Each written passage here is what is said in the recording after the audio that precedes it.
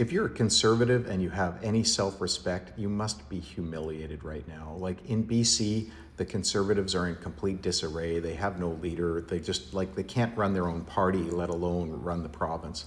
And then federally, of course, we've got Pierre Poilievre came out after the first MP crossed the floor and said he's not changing anything. And of course, he lost the election last time because his personality is so corrosive and offensive and just like unappealing to Canadians. And you're thinking to yourself, he's not going to change. And now he's back in Parliament after, of course, not being there in spring. And so many conservatives must be looking at it. I mean, so many conservatives, there's lots of them are just zealous nutballs, but the ones who are reasonable people must be sitting there thinking to themselves, like, this is what I tied myself to. Like, we're tied to an anchor. This guy is an anchor, and he's just going to bring our ship down.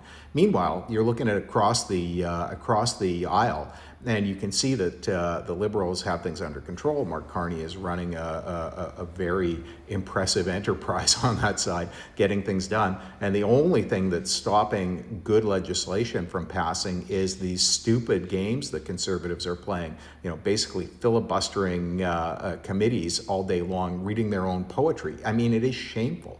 But if you are one of those people who is not a Reform Party type, and you joined the Conservatives because you thought maybe they could still be a viable government, you're sitting there looking at it right now, and you have to be saying to yourself, we're not going to ever get into power. You're never going to be in a position to bring in any of your own ideas. We're just going to continue to be out in the wilderness because we've decided to stick with this leader who is incapable of change and is merely a zealot without anything to offer. And so you're going home at Christmas time now after the second person has left the party, and you're saying to yourself, okay, well, I barely won this seat.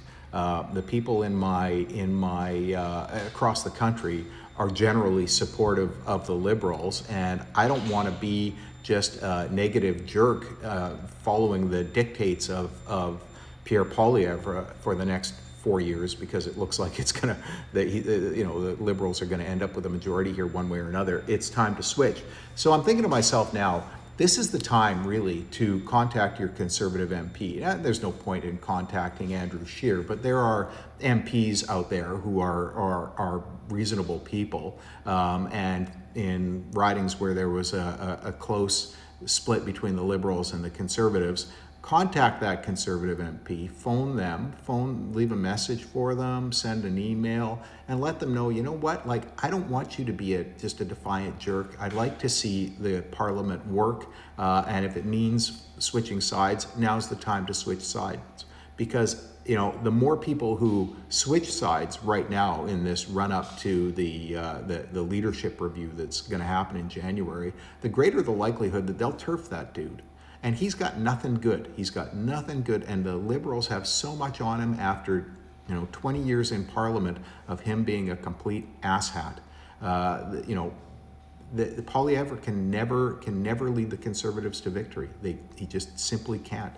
So if you're wise about it and you're a Conservative, that's what you're thinking. And if you are in a Conservative riding where they've elected a Conservative, now is the time to phone that person up and to let them know, you know what, I'm really displeased with what I saw in the autumn sitting of the House.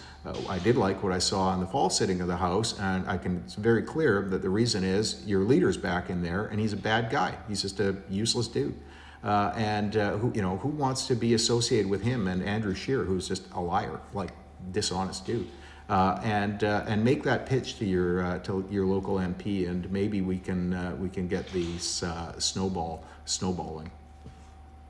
But yeah, I'd be really humiliated right now if I was a Conservative. I mean, how can you look rational people in the face when this is your leader and like stand behind him? It's just got to be embarrassing as hell.